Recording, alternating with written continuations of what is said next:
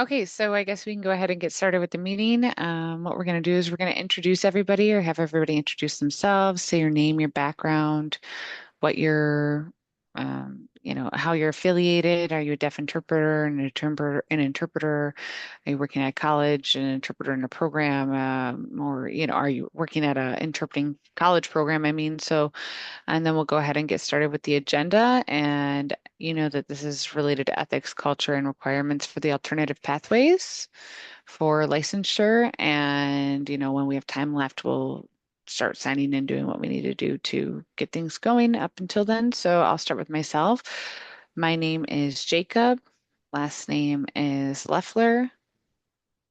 I am on the sign language interpreting board as well as a ambassador here for the Alternative Pathways Task Force, and we have someone else here named James uh, Kelligend, and they are the chair as well with me on the board as well. So my background is I have a white background with a fish tank, and then I have some artwork behind me. Um, and kind of a maroon colored shirt on that I have. I have some hair, glasses, and beard. And now I'll go over to Sarah. Hello, my name is Sarah Yates. My sign name is Sarah, and I am an interpreter, a CODA, and I've been interpreting for 30 years. And now I do mostly VRS. Let me back up, sorry, a little bit. I am a white woman She, her, with she, her pronouns. my she, her pronouns. I have short hair, blue background, easy to identify me as the interpreter. Right there, I've got that blue background. Uh, yeah. Okay, perfect. And now let's move over to Jimmy. Hi, my name is Jimmy. Last name is Bolden. This is my sign name. And I am a deaf interpreter. I've been an interpreter for over 30 years as well. And I own an interpreting agency, several different states included in this area as well. So in the DMV. DMV area as well. I previously was on the board and the CIT board. And now I was previously on the RID board and the CIT board, and now I'm on this board. So, all right, thank you. And now we'll go over to Caitlin. Hi, I'm Caitlin. My last name is Comstock. My sign name is like this, CC. I'm a woman. I have long hair. I have a blue shirt on. And anyway, my background, well, I've been interpreting for 14 years. I grew up in Frederick, Maryland, and I've been integrated with the deaf community as I grew up. I had deaf friends, and yeah, now I'm here because as the role of an interpreter. So, yay. Okay, and this is Jimmy. Sorry, excuse me. I was typing and I forgot to explain myself. Okay. Sorry about that. So, I forgot to provide a description of myself. I'm a white man. I have some short gray hair, and I have a shirt with buttons and a blue background, glasses, and I have some facial hair. So, all right, thank you. And now we'll go over to Tiasha. Hi, everyone. My name is Tiasha. Last name is Bera, and I have a white background. I am a woman with brown skin. I have dark hair, pulled back in a ponytail, and I am representing deaf, excuse me, Consumer. the consumer. Okay. Hi, everyone. My name is Jada Lynn, or this is my sign name, and I am a white woman, dark brown, short hair, glasses. I have a black short sleeve shirt on, kind of a greenish background. I've been interpreting for about 13 years now, and I am in South Dakota, and one of the few things that I do here is I am an interpreter, and I try and do advocacy within the deaf community, and so I'm happy to be here. All right. Mary Lords. So, hi, my name is Mary Lords, and my last name is Scarborough. My sign name is ML, and my role here is I'm a CODA interpreter. I have been an interpreter full time in VRS, and for many years, probably about 18 years now, I think, if I'm doing the math right. And I have light skin. I have Biracial woman. Irish woman, and I have a biracial woman, and then I have a grayish background and a blue shirt. Okay, and then Joshua. Hi, my name is Joshua Finkel. My sign name is JH, and I own an interpreting agency. I have managed for about 30 years. It's based in New York City. I live in Frederick, Maryland, and I do some interpreting. I run the agency and do all of that. So I have on a pink shirt, black glasses. I am on vacation at the beach right now at the moment, so I have a very beach vibe look going right now on this couch. So okay, yes. Hi, my name is Jerry Saramith, and my background, I have a black background, and I'm a white woman with blonde hair, tanner-ish skin, kind of a tan shirt as well. And also, I work at Frederick Community College. I have, and the ITP program. And I'm, Deaf yes, as well. I'm deaf as well. So, hi, my name is April Jackson, and this is my sign name.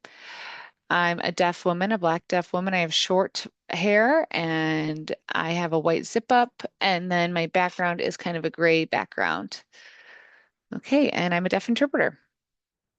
All right, thank you. So, we do have a few other people who are here in the meeting, Who are in but the task force who that are couldn't in the join the task meeting? force that couldn't join the meeting, but hopefully in a couple weeks we can meet with them as well.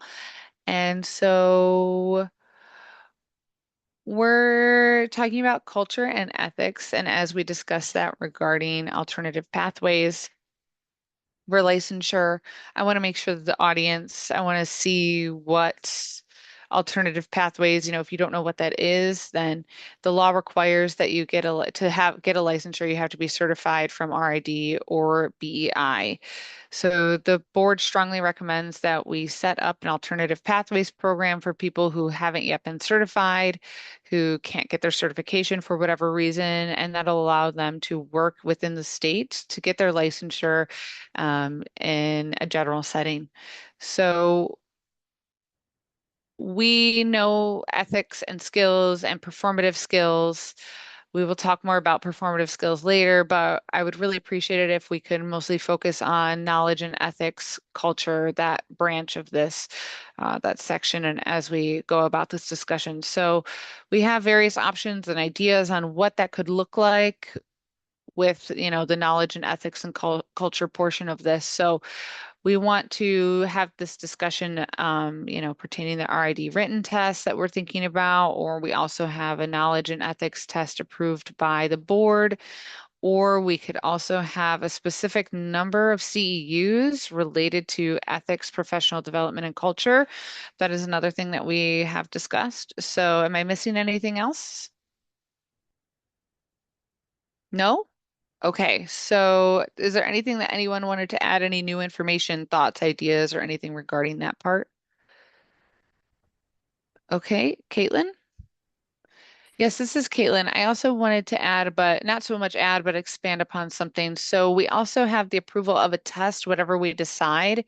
Then we can also recommend that the board could create a questionnaire of some sort. I know we had discussed that before, like you can do or can't do, and thinking kind of basic questions that we can have, that the board can approve those kinds of questions, and it can be credited, so it'll be approved by the board, whatever we do.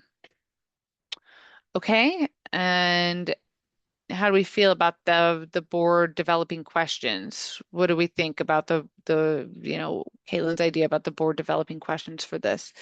Basic things or, having something that is a person who's taking an exam, if there is only the RID test that's a limited, with there's certain limitations put on that or it depends on where you are. Geography can be a part of that, and the problem is that it's there for are we going to count that? It's a bet like what's going to be the standard, and then moving to getting questions approved as well or accredited. So how we go about that? Okay, so you mean that the board would develop the questions? Yes. Okay, thank you. Okay, Jimmy. So, Jimmy here, I wanted to clarify a little bit about what was being stated. I was thinking the questions that we develop, you're saying that they should be accredited, meaning, like, do you mean that we would just make up the questions, or is it something that would happen? Like, is that licensure, like, the person that would happen, like, is it a deaf person or is it a hearing person? Who would like how would we defend ourselves if someone decided to take legal action against us if we did develop these questions and they felt that they weren't up to par, like that would be it's a little bit dangerous in my opinion to develop these questions on our own. All right, Sarah. This is Sarah. I think that it's very aggressive, or you have to be very, motivated and very aware. And then, if you think of it, and then later the board could maybe create something a little bit later. However, I do think that recently, this past week's meeting that we had, or about 2 weeks ago or so, we were discussing the RID written test. And since then, the provincial, that's not the right word, sorry. Um, I I'm gonna turn my voice off and my ears off because I don't want to hear the interpreter. Hold on one second. Too many things going on. Um, okay, thank you. So the temporary test, you have to pass the written test. It's the provincial test. Provisional. Provisional, thank you. The provisional test, thank you. So I could still hear the interpreter. I'm sorry. And sorry about that, the interpreter. I couldn't find the word. Okay. So anyway, what was I saying? I have to get my train of thought back. Okay, so we have the written test and then we have the provisional. And for people who aren't certified, the provisional, we could say that the written test requires whatever, what we would like it to. So, okay, and then this I wanted to add to think about the RID written test, we should add the BEI as well for a provisional licensure. We accept RID and BEI written tests. So are we going to include the BEI in this written test for this, ethics and culture skill competency? And then I'm sorry, I forgot your name, Sam. Jada Lynn. Okay. Yes, like this, Jada Lynn, like dancing. So I recently took it myself. It was in March, the written test, the BEI. It was only English focused for English competency, but did have a good you have to make sure you have a good understanding of English before you take the sign exam. So there is nothing related to ethics. So I'm not entirely sure if we should count that towards an ethical and culture perspective, but I'm just letting you know.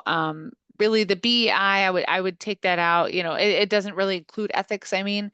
So I think that later, as Sarah said, we could develop a test later that could be fine. But I think for now, setting, we could satisfy that with CEUs, earning about a certain amount of CEUs. You can collect those online. So I think that CEUs, and we could develop something, how many we want to see in total as far as ethics and balancing that out, what we'd like to see. I think that would satisfy it. And I think that so far, if we've already have, those three, I think BEI not being included maybe, but having a test with ethics, taking maybe a short test. I don't know, it could be easy to, I'm trying to think of, have ethics included in some way, just some kind of short test that, we could see what's included. You may have to, we could ask around to different parts and see what their tests include. And, the BEI, I just wouldn't necessarily recommend it from an ethics standpoint. Okay, Caitlin, I saw your hand up. Yeah, I was, Jadalyn answered my question. I had a question about whether Jadalyn BEI answered my included that. question. Yes, thank you. And then another ethics, we would approve the board. We would definitely want to see which decision was approved. And then we also, for CEUs, for you all, hold on one second. I just want to clarify. Deaf interpreters, would they take the RID written test, the same written test? Do they? Okay, thank you. Yes, okay, thank you. Okay, thank you, Sarah. So, question that we have and we want to agree with for the written test. That'll be approved by the board. CEUs should be, we could have these options, or we would have a test and CEUs. What are we thinking? I think having the option, I think the option, okay. Okay, the option, sure. Okay, so CEUs, how many CEUs are we thinking? How many hours?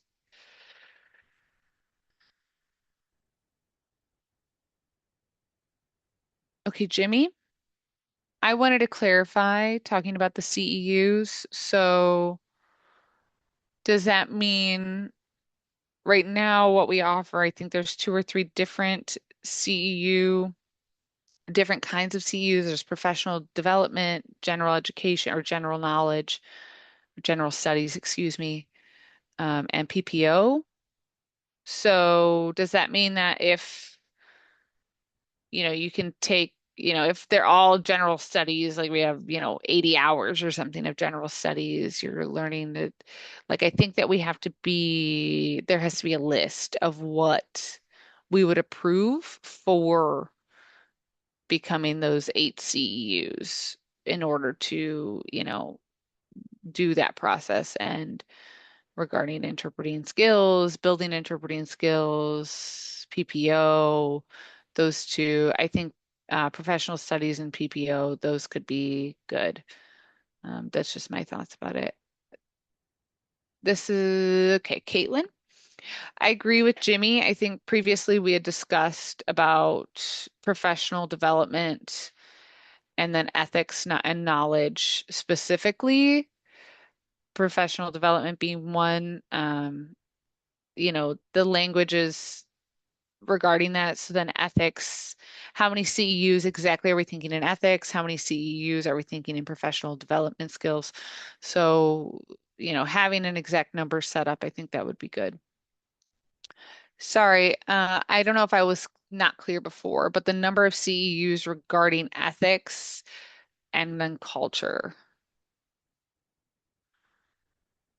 So are we talking Professional and about culture. for Are we talking about CEUs? Like how many worth that for ASL linguistics or for ASL? Are we taking ASL workshops? Are we talking about grammar or, ASL linguistics, those kind of things? Or that's under professional. Yeah. So no, I'm sorry, I missed what you said. Joshua, what'd you say? I'm talking, so we were saying linguistics, classifiers, those are all under professional development there. Okay, so like in general, those three. So we have ethics, professional development, and culture. But how are we going to do that? How do we do the skills culture? What are those two going to look like? So, So for cultural competency, it could be a variety of cultures, deaf culture. So I think it could include any of that.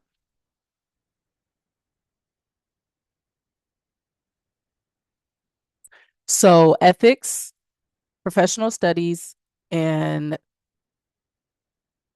ethics, professional studies, and what was for CEUs? Yes, for CEUs. What were the three? Say the three again. I'm confused. So let me get some clarification. I want to take a look at my notes and see what we've talked about so far, just so I can clarify the CEUs in regards to ethics, professional, but what was the PO would include what? PO and PS or PPO includes PS, professional studies. And so general is general studies, and then we also have professional studies. So we're saying just take out general studies. We haven't said how many CEUs are required. Right now, we're having that conversation. So we can have the different categories that we might accept, like professional studies, deaf culture, I think should be one for sure. You know, if you're taking a workshop on deaf culture or maybe even PPO, you could do a workshop, we could include that. And ethics, right? Ethics, would there be a fourth one or was there a mention of a fourth one? The interpreting process. Okay, interpreting process. So that could be the four, possibly, like the interpreting process and decision making. So it could be those four. I think that's what makes sense to me when it comes to professional studies. I don't know if you all agree. What do you think? Joshua is saying, yes, Joshua. And so I think for professional studies and PPO, I'm not really familiar with professional studies. Like, what does that entail? Can we expand on that, I guess? Like, what would the CEOs be that could cover each category? I'm thinking that's what you were saying, Sarah. I'm thinking instead of making like we can come up with we can use RID and their professional studies, like what RID labels as professional studies, and then follow RIDs. And I think it could be as simple as that. Yeah. Yeah. Yes, Jimmy. And so I agree. I agree. Following just professional studies, I definitely agree. Or I mean RIDs, interpretation of that. And so I'm just thinking about what you were saying. Like we could have the knowledge exam, or we could possibly maybe we don't include all of the skills like ethical decision making, all of that. Like I need like to expand. Like for example, let's say we have 8 CEUs. 2 CEUs have to be in regards to ethics. Two has to be in regards to interpreting, maybe two for PPO, and 2 credits for just like any other under professional studies. Like we can make it general. And I think I would be comfortable with that because that will make it all on the same playing field. There won't be anything lost. Like no one's going to do just all interpreting or all decision making, or like we can have it broken down for two each in specific categories. That way, professional studies is already labeled in itself. And so we can make sure we have that category. Oh, I got this. I have that. Check it off. I think it's easier in my perspective. How do you all feel? How do you all feel? I think that's good. Yeah. Yeah. Yeah. Yeah. Okay. So we have two for each category, right? And so meaning we would do 20 hours for each. In the past, we've talked about like how many years. So I think, like depending on how many years, someone has as far as experience. But um, do you remember for the alternative pathways, what was the number again? It was like two or three, something like that. Like how many CEUs do you think could possibly, like, as far as the amount of time?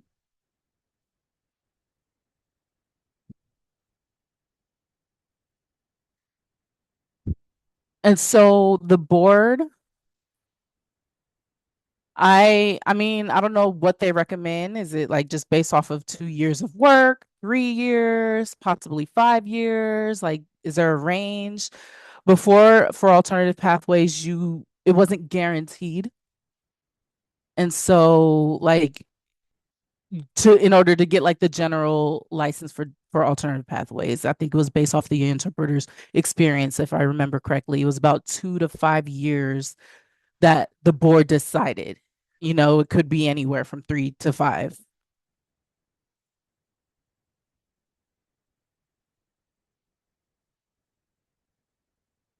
And so for some reason, 8 CEUs equates to 80 hours. And so I think that could be spread out between 3 to 5 years. I think we can count it in that way. Like 8.0 within 4 years or possibly 5 years.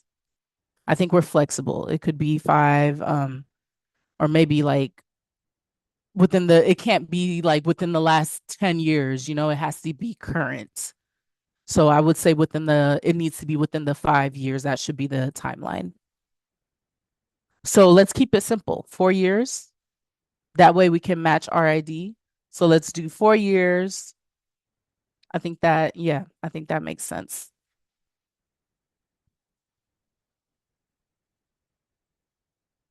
Yeah, I definitely think it should be 4 years.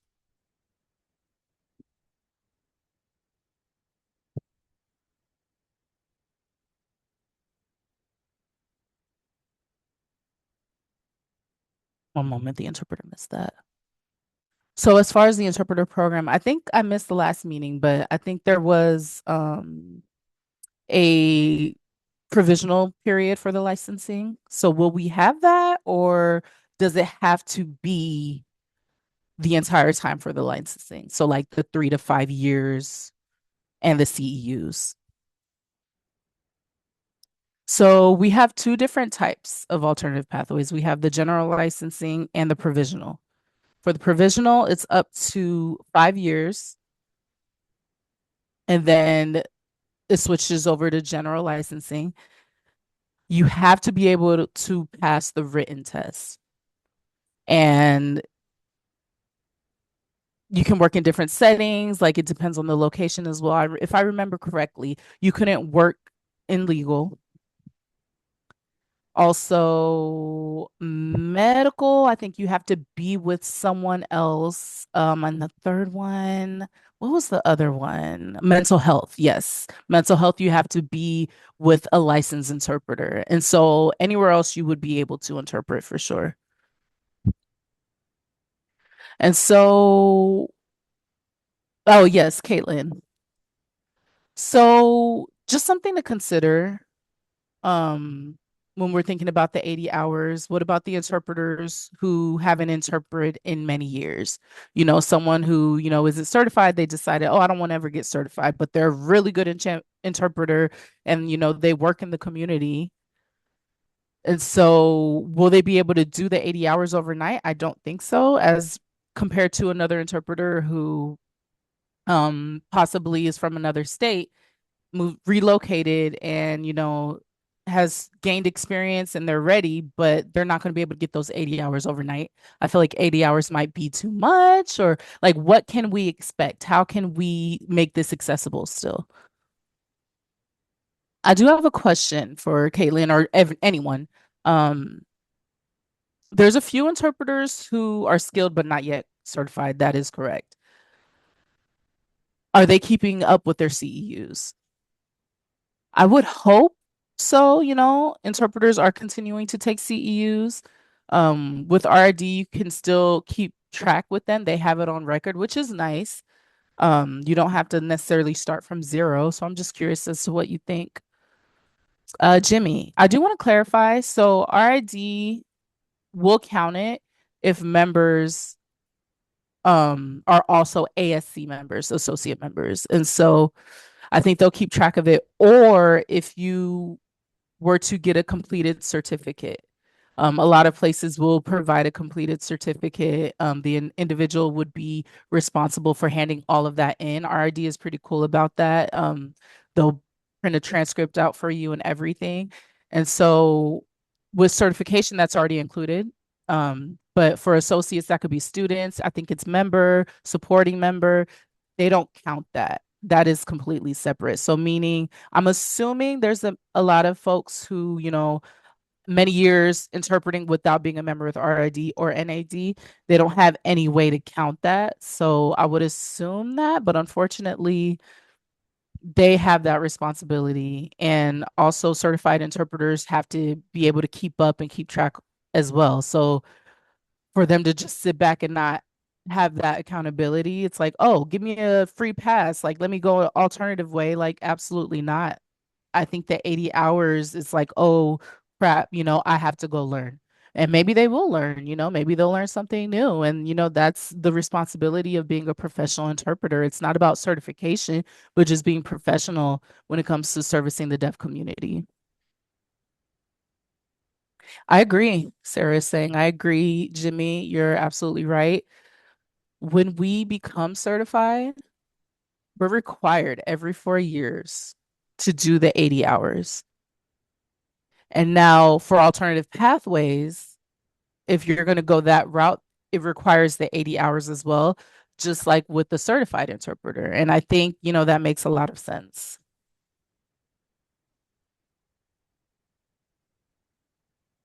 Were you saying something, Jerry, or okay, so okay, just want to make sure we're good.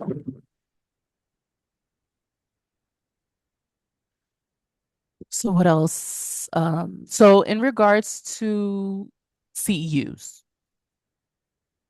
I do want to just clarify with you all that it's about 3 to 5 years of interpreting experience, right? We agree to that. Also, 80 hours. So meaning, again, I forgot what it was that we said. Jimmy, do you mind saying it was the two for each category? Sorry, I was looking at the captionings, but um so deaf culture, linguistics, so deaf related, interpreting, interpreting skills, interpreting process, ethical decision making. And what was that again? Oh, ethical decision making. And that could be just general. And then PPO or other. Um, I think, yeah, ASL would be deaf culture, PPO or other. I'm strong advocate for PPO. I think it's important to learn about that. RID requires at least two PPO CEUs, so I think we should align with that. Okay, thank you. Thank you for repeating that. I'm trying to take notes. So, yes, Sarah. This is a little off topic, but something that I thought about when we have, we have an interpreter right now who has passed their written, but they're struggling to become certified. When it comes to the performance, they're struggling for some reason, and so I think the idea is to give them like the ability to get licensing without becoming certified. I think that's just a thought I'm putting out there because for those who, who have struggled, they passed the written already, but they're struggling to pass the performance. And so the board is like, oh, if I can do 80 hours, then we can just push that aside, that we won't have to be too anxious about and too nervous about getting that certification. That's just a thought, just an idea, putting it out there. So obviously, Sarah, the 80 CEUs is in regards to ethics and cultures, but we're going to be talking about their actual signing skills later. And so, regardless if you're certified or not, you have to pass both. the ethics and the signing, right? For RD, yes. So for RD, yes, but as far as alternative pathways, that's kind of what we're talking about right now. And that's, her point. Maybe if we can just release that anxiety, I feel like, they can become certified without having to pass that damn test. And so for me, as a deaf community member, and I have deaf children, I live in Maryland, that makes me nervous. Only because the written is a knowledge exam, and that's what you learn from school. But as far as interpreting skill, that's in you. That's a gift. And so if you can't pass that performance exam, I don't want that interpreter in just in our lives. Like I don't want them to interpret for me in my life. And so I think that's something you have to keep in mind. And I've thought about that. I think it's misleading, and I want to try to stray away from that. I want to keep the performance exam, but what can we replace it with? And that's something that we've talked about, maybe those who have been interpreting, maybe they haven't gone to college yet, then that's who we're talking about. Or maybe those who are old school interpreters who haven't yet taken the certification test. So those are the two groups that I'm talking about. And so those who haven't passed the performance exam for whatever reason, I'm a little hesitant about that. Just, especially having an interpreting agency, being a deaf member, I don't necessarily want that interpreter because interpreters will mess up a lot of things, and there can be lawsuits. And if we allow that to be licensed, we have to be able to hold them accountable. And so that's something that I don't necessarily agree with. I think we should keep it separate, keep it focused on the acknowledge exam, and then, switch that out. I think, that we could wait for the next conversation about the performance exam and all of that, but I just want to clarify that we're going to switch interpreters. Yeah, so yep, so we've discussed the knowledge part, right? And I do agree. We can kind of move on from that now and move on to the performance skills part. So did you want to discuss Jimmy, do you want to discuss talking about that? Sure, yeah, yep. I was just reading again the captions. But yes, I know I'm missing 3 meetings. I've missed 3 meetings so far. So finally I'm back. And I was just kind of reading through and trying to understand related with the workplace skills, the standard performance review by 2 registered skilled reviewers. Would you mind just someone explaining that to me? Give me a little bit of background related to that. How are we approaching this? Right. So my understanding is the task force is going to be looking at different ideas and having a live panel and then doing video as well and being able to do assessments and then having deaf customers or consumers and a licensed mentor would be involved with that as well. So I don't know, I forgot who was talking about, doing a deaf mentorship uh, and registering some of the approvals for the purpose of licensing those interpreters, and they would become observers that would be giving approvals of a pass-fail rating to the interpreters. And then the ASLI and the API.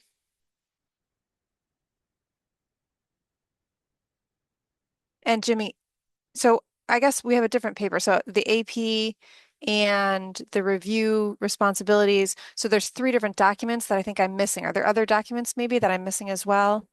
I think I sent those out 2 weeks ago, Sarah's saying.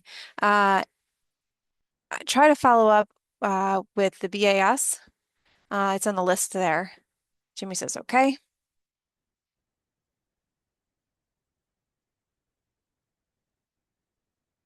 Okay, so Sarah, there's 3 papers. Yeah, Jacob's saying I sent them to you. I sent them yesterday, I believe.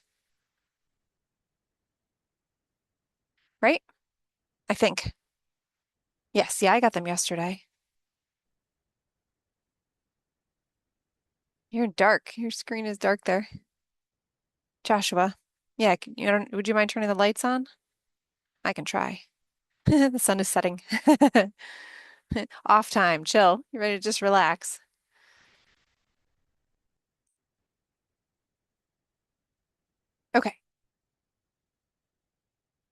Are you ready, Jimmy? Yep, I think I found it now. Okay, great. Joshua, great. Thanks for the lights there. So yeah, just it's nice to have it more bright so we can see you. So we do understand that there's a few of us. Uh,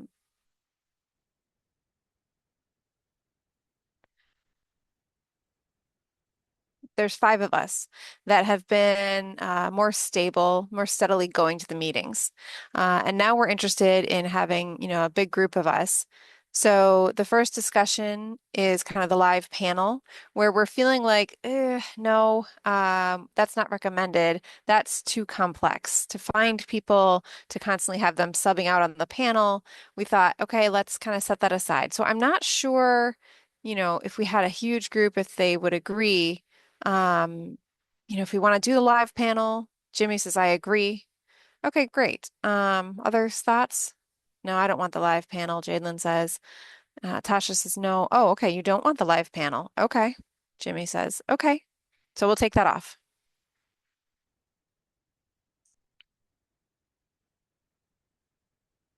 Okay, go ahead, Sarah.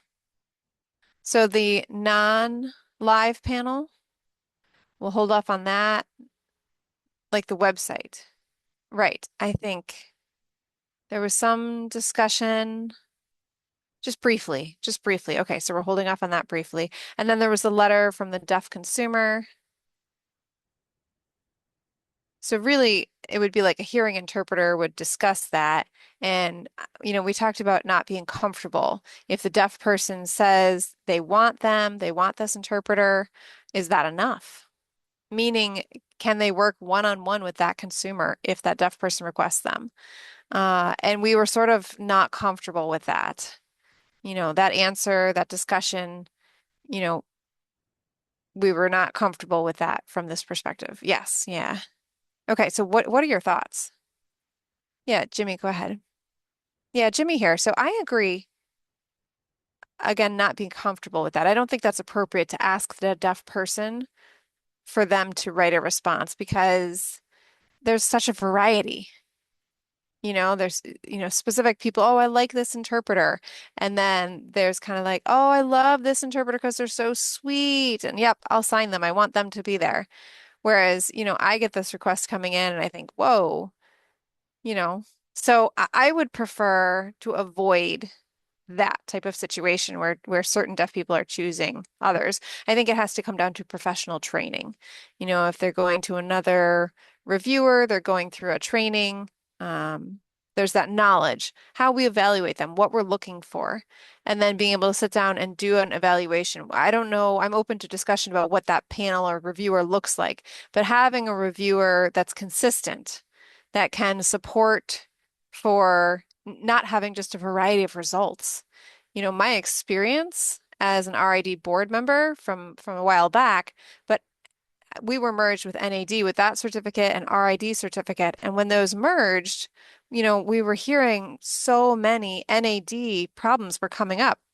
And the reason was they had a panel and they were so different in every state. And so several people were flying to specific states because they thought, oh, it's weaker there. They're passing more people. More people are passing there. So they were avoiding going to Minnesota because that was the most strict state. So it wasn't a consistent test. And so I think that this, state, we want to avoid that same mistakes that happened in the past. So we want to try to learn from that and say, okay, more than 8 or 10 reviewers, and they're always subbing out so that there's a standard. And that way we'll see more consistency and more standard. Maybe you need 3 or 4 approvals, 3 or 4 people to evaluate. And then you need a majority of them need to be deaf. They're coming to my community, so the majority of them should be deaf. And now, the reviewers would require a license or not. I don't know how we would license them. I'm not sure, would they need a license? And who are these deaf community members? And do they have, for example, are they themselves teachers? Do they teach ASL? Do they teach in the IEP programs? Typically, ASL teachers have a little bit more skill. They're more familiar with the linguistics and they know a little bit more about the process. So they have more training. So they might be more skilled than just pulling in a random deaf person off the street. That deaf person on the street might be clueless, and that's just my perspective on that. So, yeah.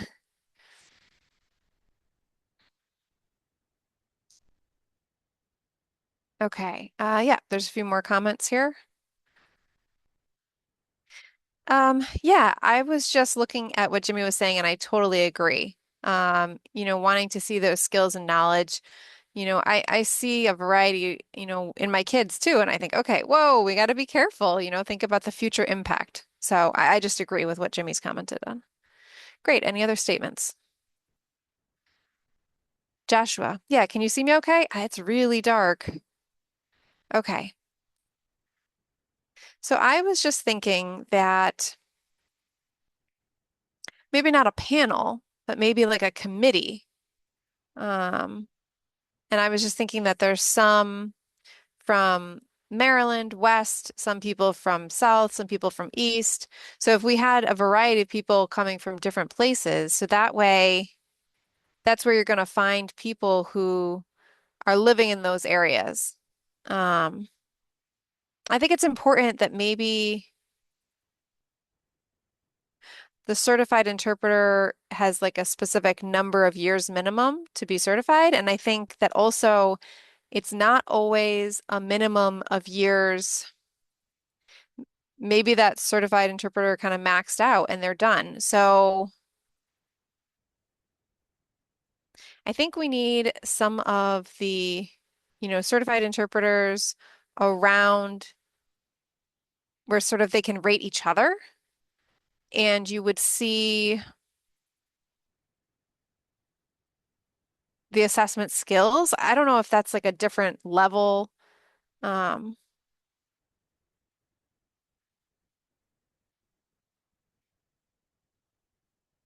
for closed captions. Sorry, I missed. Uh, so I just was thinking about the story about the I was interpreters rate. disagreeing with what Josh said. Oh, I was disagreeing with what Joshua said. Um, Interpreters have favoritism, they have haters, there's a lot of that back and forth. And so I'm just afraid that if they were to rate each other, I think the deaf community, because we are the consumers, it's not the interpreters against the interpreter. Well, I don't want to use that word, but that's technically what it is. I think, and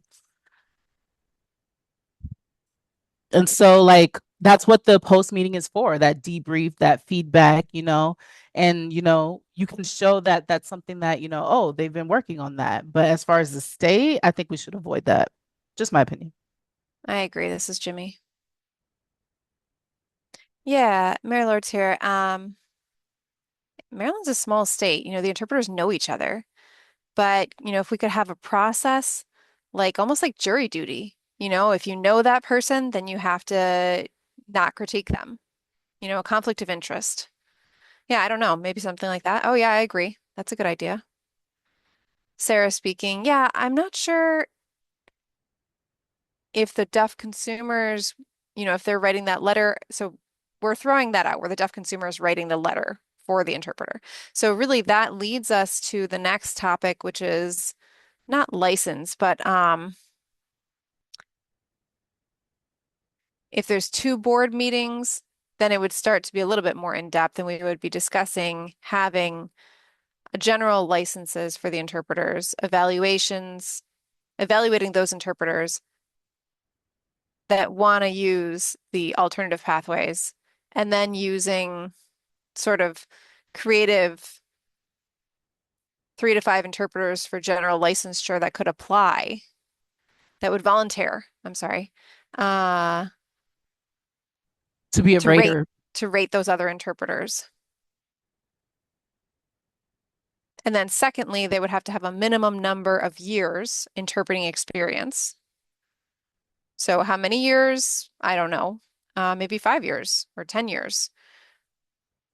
And then we would rate them. And then they would have to have at least one deaf interpreter or something. We'd have to kind of make that up as we went along, try to figure out if we had multiple, then we'd have to have a discussion. That might be tough. Some areas, rural areas specifically, if you're trying to look at those, I mean, if they're going to send in videos, what's it called? Like a resume video of their work. I forget what it's called. A sample. Yeah, sure. Like a sample of their work. And then we could do an evaluation on that. So if people were in an isolated area, they could still go ahead and have the raters evaluate them.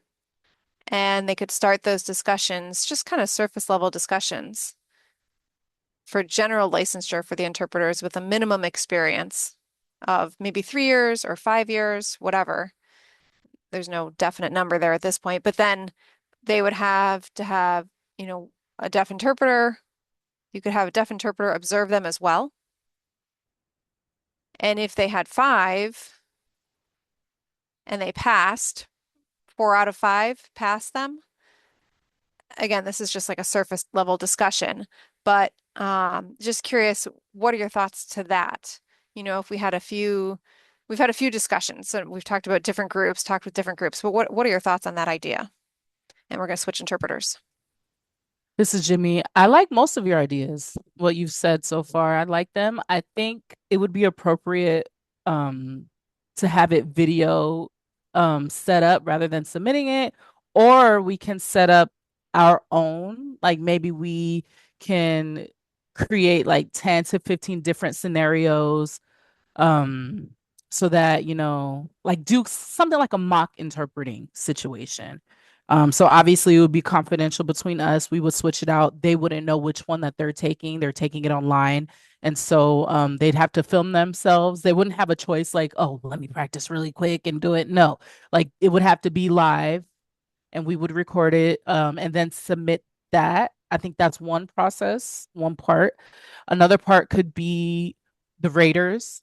I do like that idea of doing like a review, like a qualification list. And so, like, oh, if we only have one deaf person, that's what I was saying earlier. I think it's important that we have maybe like majority deaf, or maybe even have like if there's 4, maybe 3 out of 5, or 2 out of 2, or 2 out of 4. And so I know that I'm just offering the idea because there is like a scarcity of deaf interpreters, but we can also bring in ASL instructors, whether that's college or high school, and just base it off of, whatever their experience is. And like, obviously, they won't really know the interpreting process in depth, but I think that we can provide some type of training for the raters. So maybe like a group 10 to 15.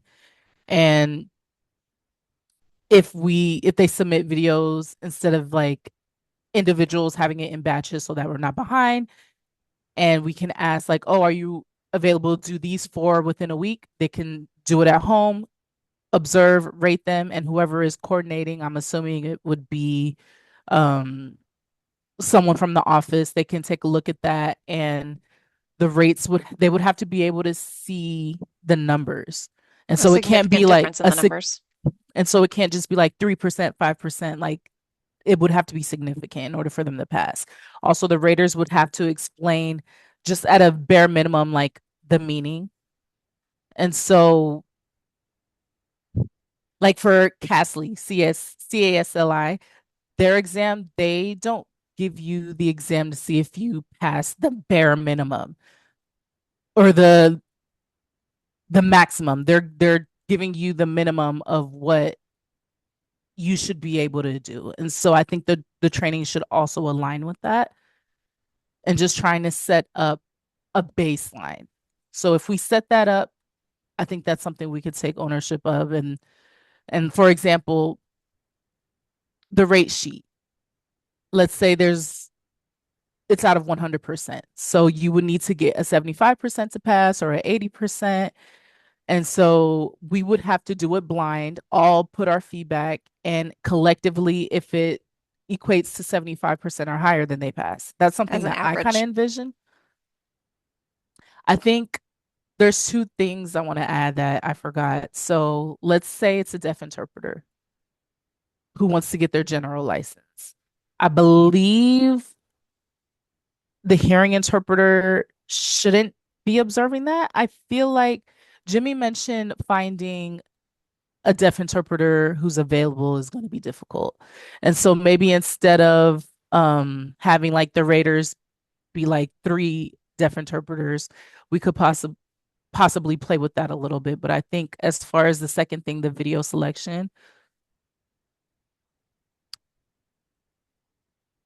I think it might be a good idea to ask an interpreter agency how they screen their interpreters, what have they use, and maybe we can Incorporate an borrow. old test in, maybe a CBC.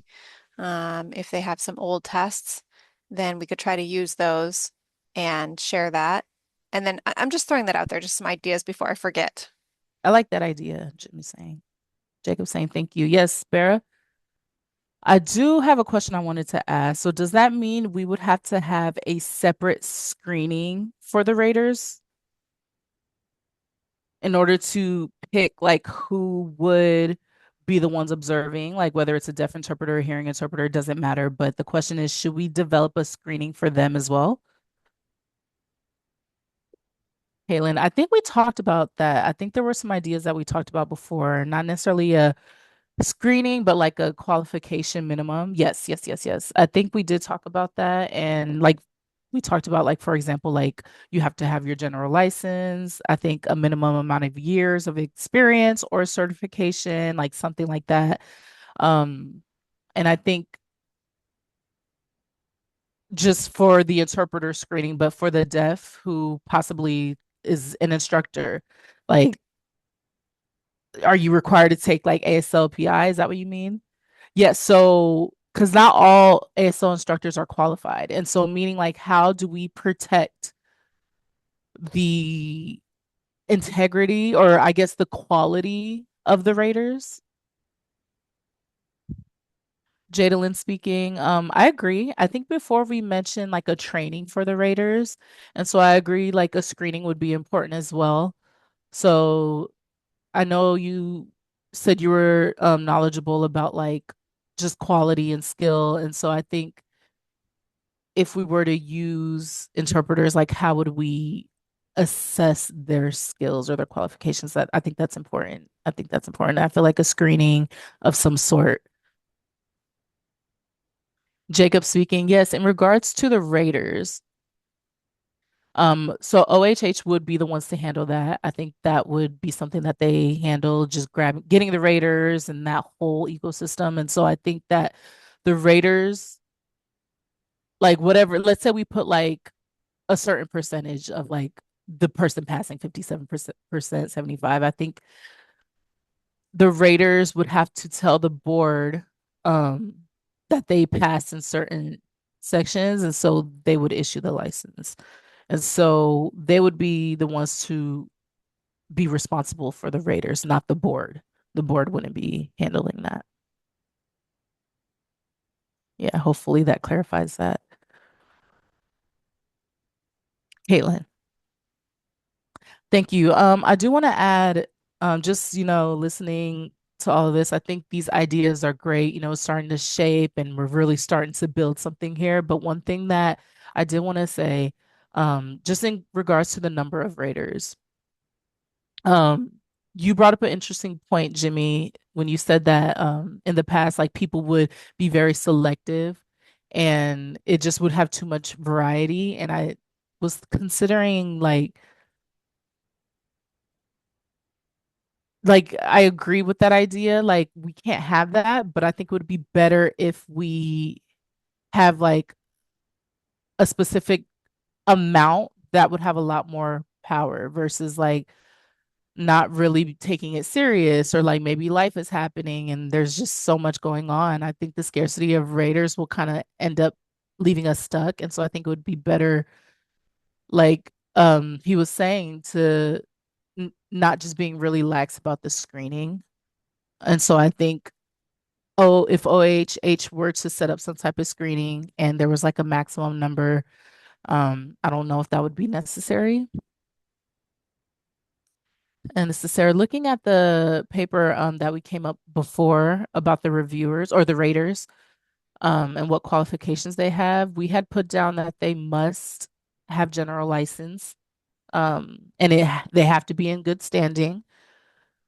They have to have a minimum years of interpreting, whatever we come up with, 5 years or whatever. We put down that they have to complete board approval, and also be competent in rating and complete the training. And I think that could be challenging, to come up with the training to help them, the raters, whoever the raters would be. It could be a short training. I don't know. Maybe it's an hour training that would like move how we come up with the rubric. And so, whatever we're going to be evaluating. But I think that there needs to be a more expansion on like what the rater would be. Like I don't want it to be too complex. Um, I also want people to be interested in becoming raters because if we're going to be using like a Maryland General License Interpreter, we have many, but I don't like we have many. We don't have a lot, but we have many. And I know that there are some who would be happy to evaluate maybe like once or twice a year who would be able to. And so I think that would widen our pool of interpreters who would be willing to do that as well. If they were to take the training, like what would that training look like? I have no idea. Jacob, I have a question for Sarah. Maybe Jimmy, you can answer as well since you're on the board. Um, and so do they have a Raiders training and what does that look like? Maybe we can borrow that. For NAD or RD. It's confidential at the moment. I was included in a few evaluations, like Raider evaluations, not currently, but in the past. ASLPI as well, had something similar. And so it would be like one weekend we'd get together and we would go over like the linguistics. And there was like a document, like a Raiders document of what the purpose was of each thing. And then afterwards we would have like a mock. A And rating so rubric. the interpreters, we would gather their videos and we would just practice and try to see like the different varieties and talk about why certain things were the way they were and like Some what people graded contributed. it really easily and other people were much more strict. And so we had to teach how to catch the mistakes and, here's where you're overlooking things. Or if some people were very easily passing stuff, we'd have to have a discussion and say, why did this one pass? And so we'd come together for the weekend and discuss and kind of help everyone see what they needed to be rating. And then they were supposed to sort of keep up with that. Um, Sarah, Yes, that's my sign in, yes. So maybe once or twice a year. I forgot how it works, or we don't want them to forget how the rating works either. So it's better to have it more frequently, maybe like every 3 months, just to keep them up to date. Hopefully, we would have enough. Because we don't, I mean, I would imagine that we wouldn't have a big group for the next 5 to 6 years. It probably would reduce after a while, but I think that's something we can keep consistently and just have like a weekend of training. Like that's something that I think would work. Another thing that we talked about before was the conclusion that we would develop. And so what they would use to score the interpreters, and everyone would come up with their own thing, but we have to make sure that it's standard. And so it's important that we have a sheet that they can look at that list out specific things that we're focusing on, everything in that nature.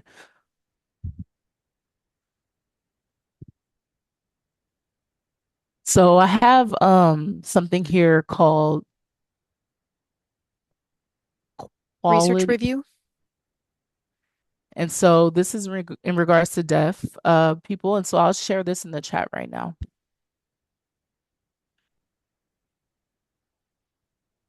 You look at number 4.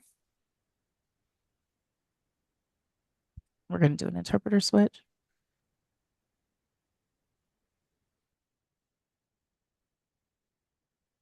So you see numbers 1, 2, and 3. These are for hearing licensures, 1, 2, and 3.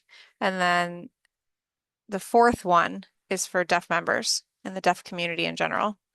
So they have to have teaching experience, plus they have to pass L ASLPI at the 4.0. So they're taking and passing those ASLPI. So I don't know if you know how you feel about this. If this is something that's appropriate to apply something like this. Yeah, I think so. This is something I would recommend. Yeah, go ahead, Caitlin. The thing on the list is how many raters are required for getting those AP. It doesn't say. I mean, I think there's different places. I don't think that it's the right place to talk about the competency necessarily in the seat, but I would recommend maybe 3 to 5, between 3 to 5. But again, majority deaf, whatever it is, 3 to 5, not one deaf person. I really just don't want that. I want to empower, you know, that seat. And I don't want to have one deaf person. That's not going to work for us. Okay. This is Jacob. Yeah, so I'm looking at, what everybody's saying here. So number 3, it says minimum of 3 years interpreting experience after you meet a qualified licensure. No, Sarah wrote this. I was just pulling this in. Oh, sorry about that. Okay, great. Sorry about that. So 3 years of interpreting experience, qualified licensure, language. So meaning so that the skills you'd have 3 to 5 years of experience interpreting, is that the same after general licensure we're talking about? After certification. Yeah, so it's not clear in the statement. Would it be a general licensure, meaning certified interpreter, and then a general licensure, and then how many years? So could they be interpreting for 1 or 2 years and then become certified? Or they could have been many years and then becoming certified. So we'd want to add a number of years and then general licensure. And then it would become certified after 1 year of graduating from an ITP. If they become certified after 1 year of graduating from ITP, is that somebody we want to take, or do we want to say, okay, no, so maybe 3 years or 4 years or 5 years, just putting that out there of, I'm not married to 3 years, but I don't know what your thoughts are. April, I think 4 years is reasonable. Okay, so we have 5 years after certificate or 5 years after license, certified, 5 years after certified. But okay, after they met the qualified, it says licensure. It's the language. Yep, we just got to change that statement. Hold on, let me just go in and fix that. I agree. 4 years. I think April mentioned that. Oh, 5 years. I think 5 years is reasonable. First few years of experience. And then, you after 5 years, you start to become more calm, rooted. You know what you're doing. Yeah, I think 5 years sounds good, Jadelyn says. Right.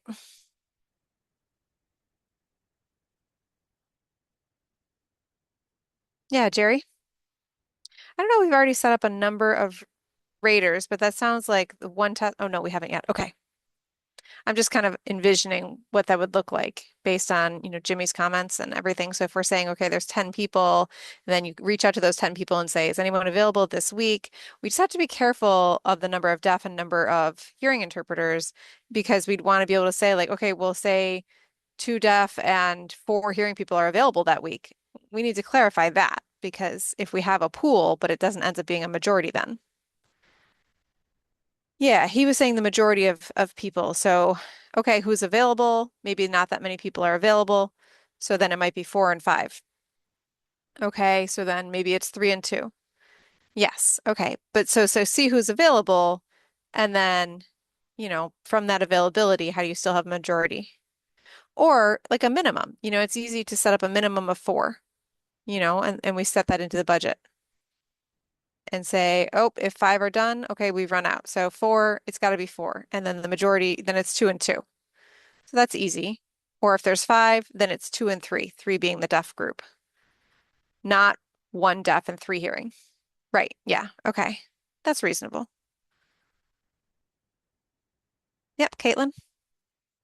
I wanted to add too, in the past, we discussed having sort of a time range. So if we had 4 raters and they were doing reviews, and they can't say like, oh, well, you know, in 5 years we'll get this done. Like we don't want to have it wait that long. So it should be something that's recent, so we have to have a time frame. What's our time frame? We kind of have to figure that out.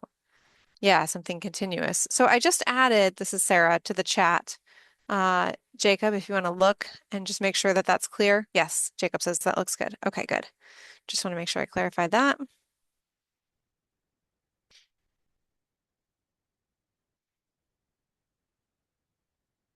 So to be clear, so for the community, the interpreters are going through video, right?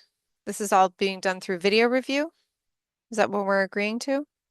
So you would have up to 5 raters, quote unquote, say it's 5, majority of them deaf, and then a majority pass as well.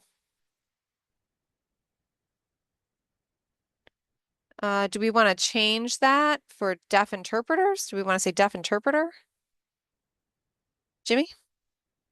My suggestion, right, would be that we say deaf interpreters and then nothing about voice. So we want to change hearing interpreters, some of the captions. So maybe 2 and 2 because they, if they were going to use captions, maybe 3 evaluators, 2 deaf and 1 hearing, maybe possibly could be a 2 to 1. So that way, you know, unless we have enough deaf raters, then we could say 3. But it's challenging. I would be willing to say 1 hearing person in there to judge the voicing part of it. So, with deaf interpreters, how they're going to measure that, we have some experience there. So I think we could add that in there, how that would be helpful. Sarah, I know you're trying to add all this in as we go.